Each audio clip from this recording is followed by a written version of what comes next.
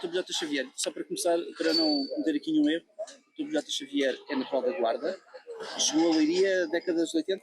89. Já como profissional de saúde, digamos assim, como médico, sim?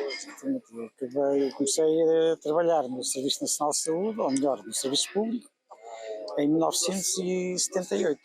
Portanto, naqueles Coimbra, primeiros... trabalhei à volta de 10 anos em Coimbra e depois, por várias razões, levaram-me a vir para Leiria, onde resido há 35 anos, não é?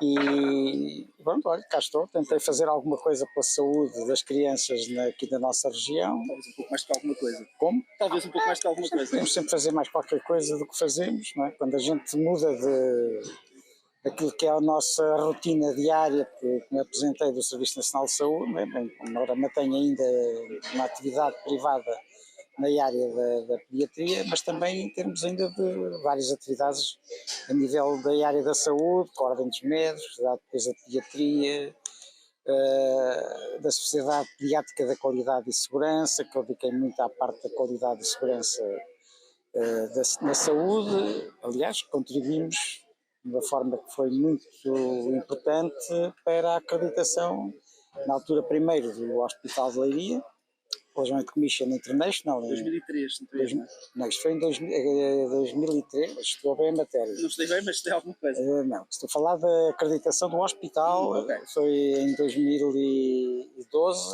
pela Joint Commission International. Okay.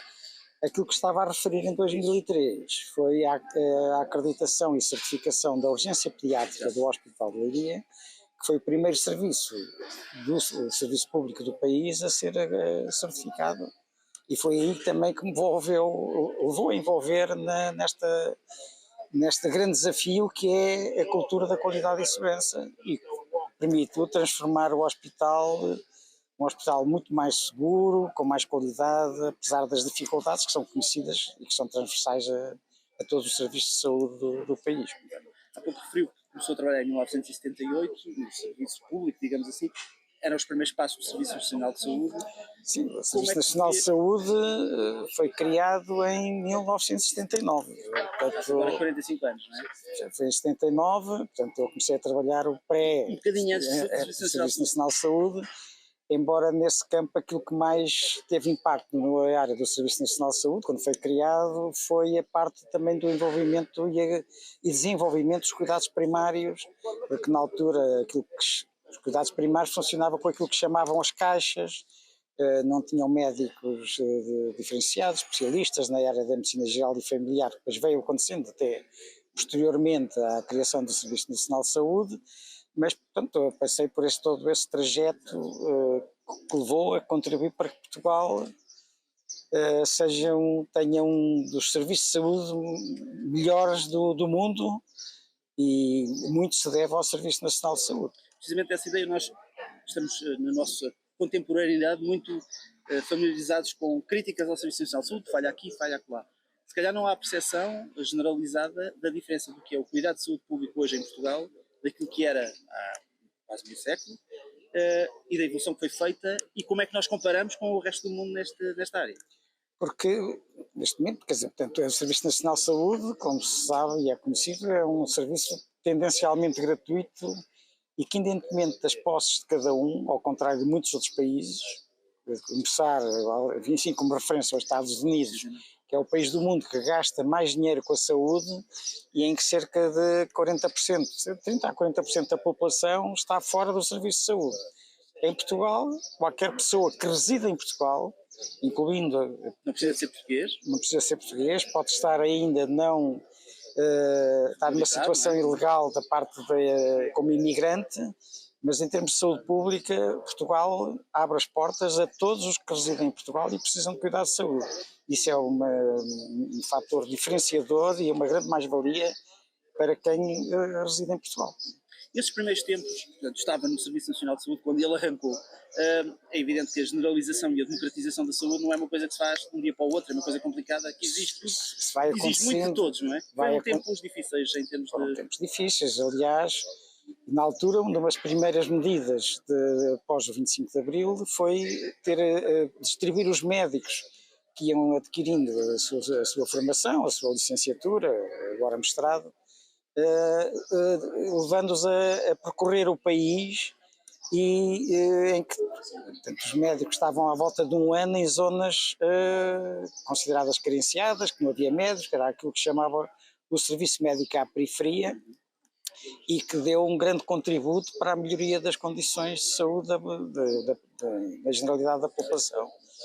Eu estive um ano em Santa Maria da Feira, que hoje tem um grande hospital, mas que na altura era um pequeno hospital, com poucas condições. Aliás, tinha e tem a particularidade de passar a linha férrea à porta do acesso ao hospital, onde era a urgência, onde nasciam cerca de 1.300 crianças sem médicos com formação para assistir ao parto. Portanto, era um dos grandes crimes que existia, era nascer sem condições em serviços públicos, e isso também foi uma das grandes melhorias que houve a nível nacional destes anos todos.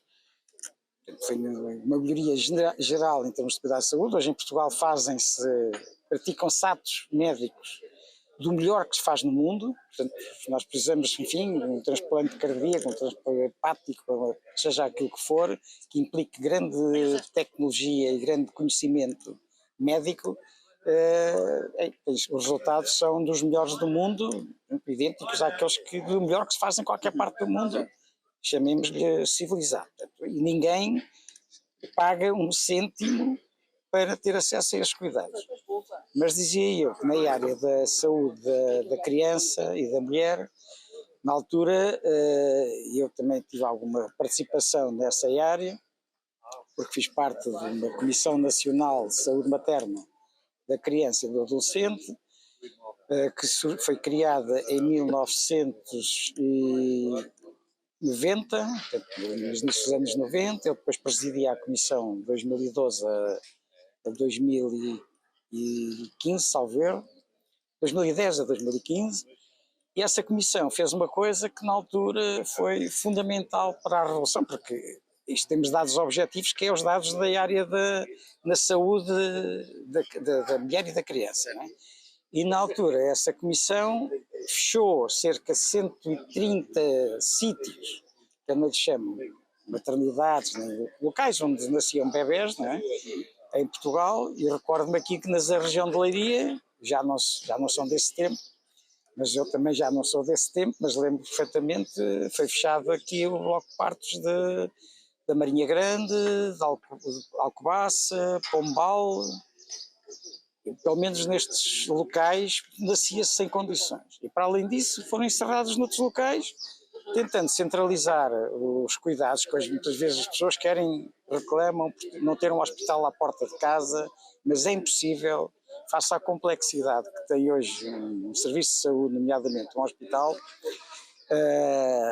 Não pode haver hospitais em todo lado, porque para além de ser uma instituição cara, complexa, aliás aqui o Centro Hospitalar de Leiria, agora a Unidade Local de Saúde da região de Leiria, é a entidade que emprega mais pessoas aqui na região, e em que cerca de 80% são profissionais, portanto, diferenciados, com cursos superiores, e portanto isto não é fácil. Por outro lado, é também a questão da centralização e concentração, aliás, que é o que agora se tenta fazer, e já se fazia na altura em determinadas áreas, nomeadamente da saúde da mulher e da criança, não é? E, portanto, isso contribuiu para que se passasse a nascer em segurança, porque os hospitais onde nasciam bebés e continuam a nascer, são hospitais que passaram a ter obstetras, pediatras, enfermeiros, dedicados até à parte do nascer com segurança. E, portanto, não é por acaso que hoje nós, em 1974, tínhamos uma mortalidade infantil de 40 por 1000 bebés que nasciam vivos, portanto, isto é no primeiro ano de vida, e no último ano houve faleceram em Portugal 2,5 bebés por 1000 bebés que nasciam vivos, que isto é a mortalidade infantil é assim que se interpreta, ao que se diz. Que é uma questão dramática, é uma coisa dramática, porque é da preciso... causa para a liderança. Exatamente. Passámos era um dos países da Europa com maior mortalidade infantil e é preciso acrescentar que estes dados referentes a 1974, portanto ao período prévio, pecam por defeito porque na altura os bebés que nasciam prematuros, os bebés que nasciam em casa, que morriam, não contavam para estas estatísticas. O bebé com menos de 2 quilos, isto quase que nem contava 2,5 kg, na altura nem contava para a estatística, ele sobrevivia ou não sobrevivia. Não é? Sim, corrija-me se estiver enganado, mas há meio século e antes ainda, quase todas as famílias tinham um caso ou conheciam alguém que tinha perdido uma criança, não é? Portanto, era uma coisa relativamente recorrente e infelizmente normal. Recorrente, mas hoje pronto, é um acontecimento excepcional que obriga a investigação, não é? Naturalmente que sim, e portanto isso aliás faz-me lembrar, eu quando era miúdo, vivia na cidade da Guarda, numa rua que até com algum movimento, e uma das coisas que me marcou como criança era o número de caixões, que era quase todos os dias, daqueles caixões branquinhos, pequeninos, passavam à minha porta e que me impressionavam como miúdo, ainda me recordo, portanto que me marcou, porque me impressionava a quantidade de crianças que faleciam, e como digo, a maior parte, muitas vezes nem sequer se fazia o funeral, antigamente. Hoje bebés que nascem com mais de 750 gramas, 700 gramas, são bebés que são tratados, que se investe muito nesses bebés e que sobrevivem com qualidade. Porque hoje, também naquela época, o número preocupante de paralisias cerebrais, crianças que nasciam sem condições, que não havia profissionais para lhes prestar os cuidados que são fundamentais no momento do nascimento. E, portanto, quer dizer, isto hoje é uma mudança de paradigma e hoje nós continuamos a ser exigentes, é bom que continuemos e estamos sempre insatisfeitos, mas quem passou este período todo tem bem a noção do que era nascer aqui há 45 anos ou nascer hoje em Portugal, porque nasce com qualidade e segurança. Provavelmente, perdão a analogia com os termos médicos, um efeito secundário desta generalização do Serviço Nacional de Saúde é que não há percepção do impacto do Serviço Nacional de Saúde, porque toda a gente acha normal ter plena esperança de vida, ter qualidade de saúde, de cuidados de saúde de grande qualidade e de não haver precisamente esse quadro macabro que é ver crianças falecem com uma frequência inacreditável, não é? É verdade. E, aliás, muitas vezes quem reconhece bem a qualidade do nosso Serviço Nacional de Saúde são os nossos imigrantes com E, que quando vêm de férias recorrem aos nossos serviços de saúde e ficam surpreendidos com a qualidade dos cuidados que são prestados comparando com outros países. Estamos a falar de imigrantes europeus, que, portanto, a diferença que marca da qualidade, enfim, claro que as pessoas hoje, é evidente que um dos grandes problemas que temos são os serviços de urgência, também tem esta problemática do serviço de urgência não é de hoje, tem 45 anos ou mais, antigamente não havia serviços de urgência, praticamente havia só nos hospitais centrais. A Leiria tinha um hospital, que era o Hospital da Boa Viagem, porque não tinha recursos necessários para prestar cuidados a situações mais complicadas, porque a pessoa está com febre e pronto, está com dor a garganta e é um dos grandes problemas é que vamos a correr para o serviço de urgência. E portanto as pessoas que reclamam, aliás, na entidade reguladora da saúde, a grande maioria das reclamações são relativas ao serviço de urgência, porque as pessoas vão ao serviço de urgência porque estão com uma dor de cabeça, estão com uma borbulha, estão com febre, estão com tosse, e portanto sobrecarregam de uma forma que leva a que o atendimento é impossível ter aquela celeridade que se deseja e que as pessoas querem, que não querem estar à espera 6, 10, 20 horas para ser atendidos, como é óbvio, mas o serviço de urgência tem que ser para salvar pessoas, para manter, ou salvar, ou manter a qualidade de vida das pessoas que efetivamente precisam, e esta procura descontrolada do serviço de urgência pode pôr em causa a resposta exatamente às pessoas que precisam desses cuidados diferenciados, porque é extremamente, as pessoas não têm, a maior parte das pessoas não tem noção da pressão que os profissionais, médicos e enfermeiros estão sujeitos quando, para atender uma pessoa, verificam que estão 40, 50, 60, 80 pessoas à espera Portanto, a disponibilidade mental e física para tomar as melhores decisões é posta em causa pelo excesso de procura e de pressão. Quando as pessoas, da parte dos internamentos, quando são estas coisas mais complexas, hoje em Portugal é preciso fazer um cateterismo cardíaco, é preciso um transplante, enfim, aí ninguém reclama porque as pessoas verificam da verdade a qualidade. E eu, por acaso, tive contacto agora a propósito também às vezes situações, enfim, que as pessoas não têm essa noção. Ainda há pouco tempo uma pessoa teve um infarto, estava na Covilhã, e na Covilhã não tinham na altura condições para resolver o problema, fazer um cateterismo cardíaco, enviaram para o hospital de Viseu. Viseu na altura também não tinha condições e essa pessoa veio parar a Leiria. E chegou a Leiria por volta das 14 horas, fez o cateterismo, colocou um pacemaker e às 16 estava a regressar à Covilhã. Qual foi o comentário? Estive à espera quase 2 horas, tanto tempo, e portanto, fez aquilo que não se fazia em lado nenhum, e em 2 horas, isto não é anedótico, não é anedótico, isto é um caso real. Porque as pessoas não têm noção destas coisas, quer dizer, quem é que, em que país é que fazia? Podemos dizer, fazer um cateterismo cardíaco, que é enfim, um ato delicado e de algum risco. Colocaram pacemaker ao fim de 2 horas, estar a regressar ao hospital de origem e pagar zero. Pagar zero. Mas o problema aqui nem é o pagamento, aqui é o problema Certo, sim.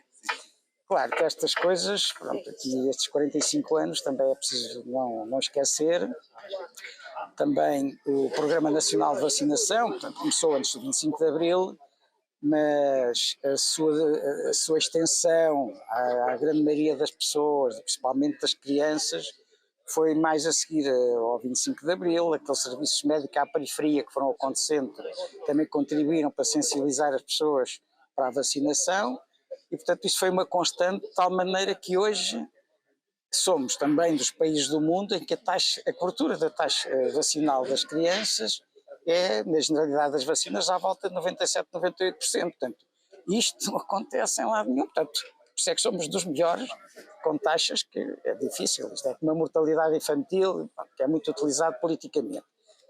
O ano passado foi 2,5, acho que 2022, não sei se tinha sido 2,6 ou 2,4. Portanto, hoje os números são tão pequenos que a variabilidade basta falecer 1 ou 2 crianças a mais. Faz variar a taxa. E portanto utilizamos logo isto. Aumentou a mortalidade infantil. É um caso específico, não é? Praticamente ao nível que estamos. Portanto, o objetivo é não falecer nenhuma criança, como é óbvio, ter zero, que é impossível porque acontecem situações. Claro que isto também, o nascer em segurança também melhorou muito, mas temos mantido entre os dois, nos últimos anos, entre 2,0, 2,6, portanto, valores que têm que nos orgulhar, e apesar destas dificuldades, mesmo ano passado, com o encerramento de vários serviços de blocos de parto, serviços de urgência, não aumentou a mortalidade nem a morbilidade comparativamente com os anos anteriores, porque há uma capacidade de resposta em rede. Porque é evidente que aqui, nomeadamente em Leiria, portanto, o bloco de partos, o serviço de urgência pediátrica encerrou algumas vezes e agora continua a encerrar quinzenalmente, mas o grande 60% das crianças, ou mais, são crianças que não precisavam de ir a uma urgência do hospital, portanto, acabam por os pais até. Portanto, esse encerramento não se refletiu no grande aumento da procura dos hospitais de referência, que é na região centro, é o Hospital Pediátrico de Coimbra, e não se refletiu nem uma procura muito aumentada em relação aos anteriores, nem mortalidade. Aliás, está a ser feito um estudo nesse sentido de procurar perceber se o encerramento, com dados objetivos, levou ao aumento da mortalidade nas crianças, que é pequena, mas pronto, acontece, um caso é mais, é sempre um caso, é sempre demais, mas também não só à mortalidade, mas também às complicações e à morbilidade secundária a situações que tenham sido menos, que não houve uma resposta atempada para tratar esses casos. Do seu ponto de vista pessoal, neste caso, enquanto profissional de saúde, com toda a experiência que tem, podemos considerar que esta revolução na saúde foi uma das mais significativas consequências da revolução política que aconteceu em 64, do seu ponto de vista? Daquelas com maior consequência, digamos assim. Em relação a que aspecto? Ou seja, por vezes diz-se falta cumprir muitos dos objetivos do 25 de Abril de 74. Se acha que a taxa de concretização ou de sucesso da mudança que houve na área da saúde depois do 25 de Abril, se é porventura das áreas onde o sucesso foi maior, ou seja... Eu às vezes digo que se Portugal tivesse tido em todas as áreas do país a mesma evolução e revolução que houve na saúde, seríamos o primeiro país da Europa em tudo que diz respeito à educação, à justiça, à parte financeira, etc., porque a saúde, nesse aspecto, não tem qualquer comparação. Aliás, as pessoas nasciam em casa, a maior parte, hoje, aliás, é um dos problemas, porque há aquelas correntes de nascer em casa, já fui perito de algumas situações de bebés que faleceram em casa, ou estas teorias de nascer na banheira, nascer em ambiente familiar, que é importante, mas o problema é que durante a gravidez pode correr bem, mas o momento de nascimento, só depois de nascer é se sabe se ia correr bem ou não, porque é imprevisível. Não? E portanto, nascer em casa era uma coisa que acontecia antes do 25 de Abril muito, e que hoje há essa corrente. Felizmente em Portugal não tem uma tradução assim tão grande, mas devem nascer à volta de 600 a 700 crianças em casa em Portugal, que ainda é muito e não é desejável. E aliás, pais que tiveram essa experiência da criança falecer ou ficar com paralisia cerebral, porque aqueles minutos primeiros de vida são cruciais para o futuro, alguns deram a cara manifestando-se exatamente, tentando sensibilizar os pais para que não adotem essa prática de nascer em casa, porque não é seguro. Eu nasci em casa, a maior parte da minha geração nasceu em casa. Podemos dizer que só sobreviviam os melhores, mas sim, é seleção natural, não é?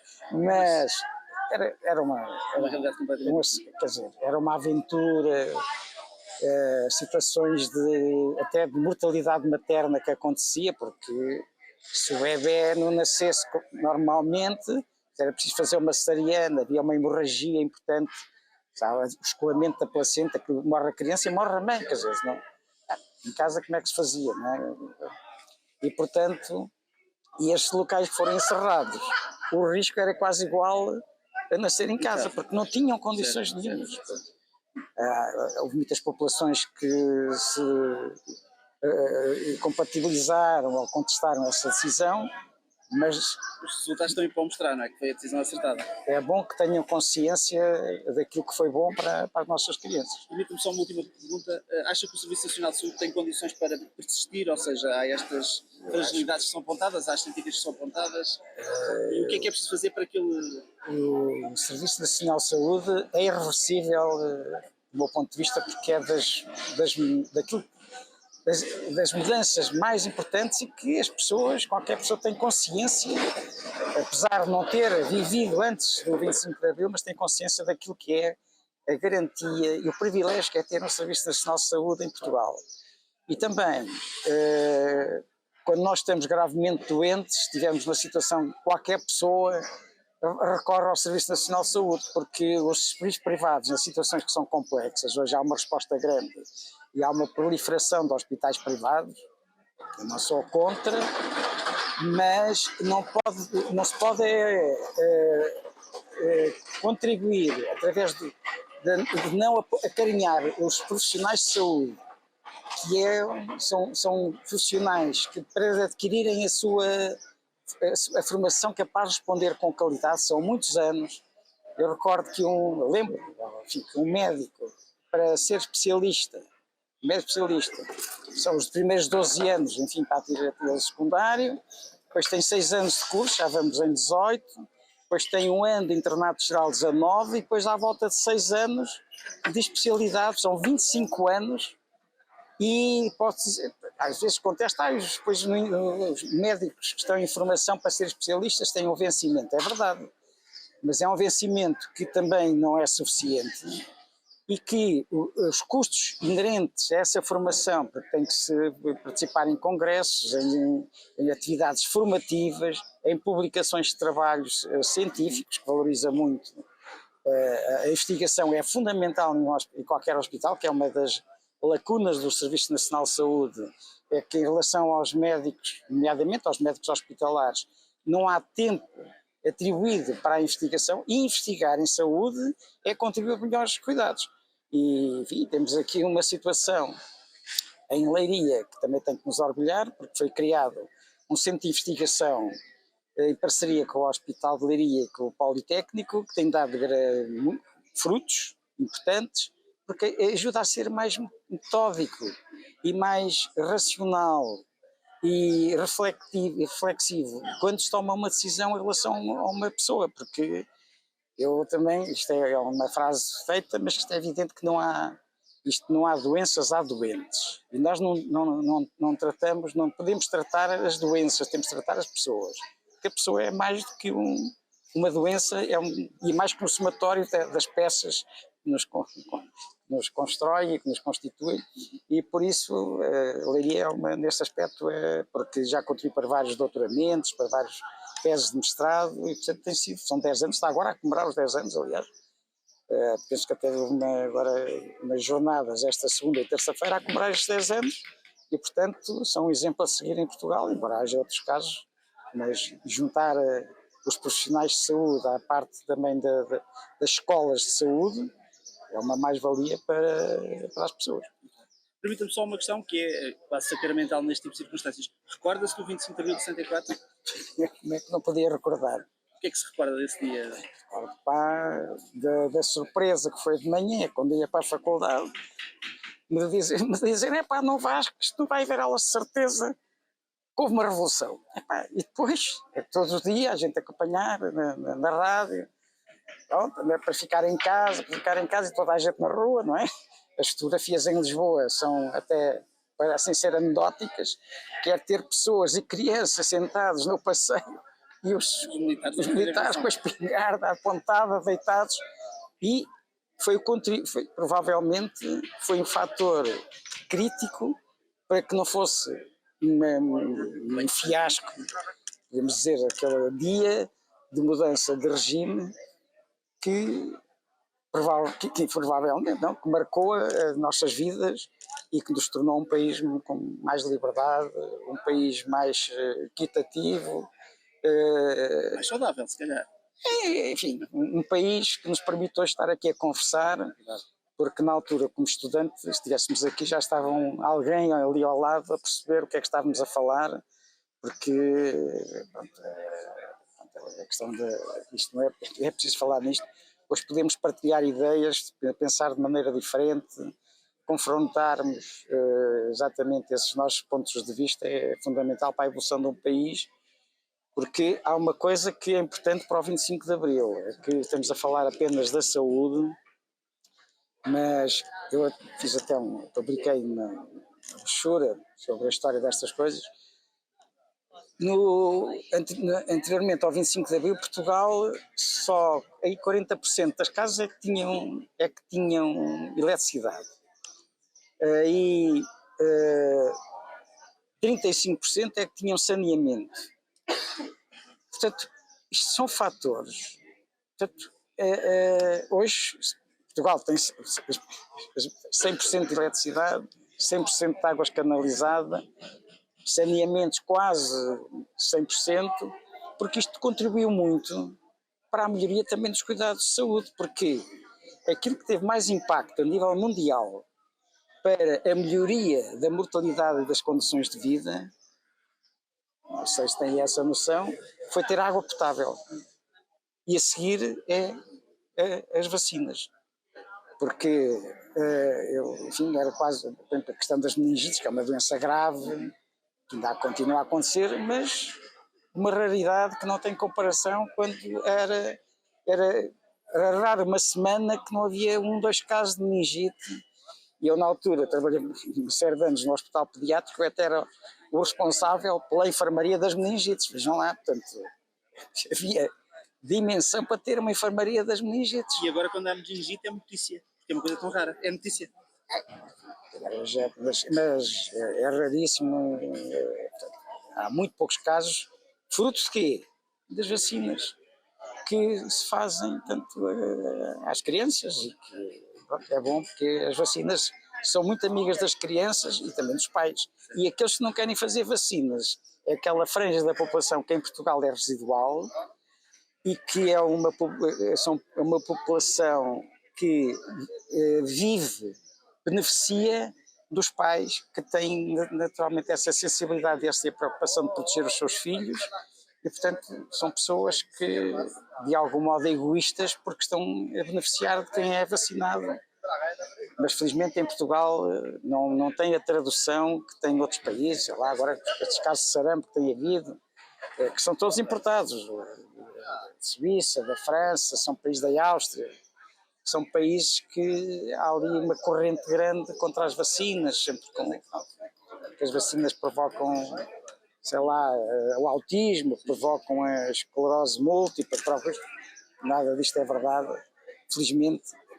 E, portanto, aqueles movimentos anti-vacinas, como foi da altura do Covid, ainda agora o presidente da Eslováquia, enfim, foi um dos grandes, um responsável político que era contra as vacinas, que era contra as máscaras, já para não chegarmos ao Brasil, que são coisas anedóticas, ou à África do Sul, quando temos a nível de grandes responsabilidades políticas.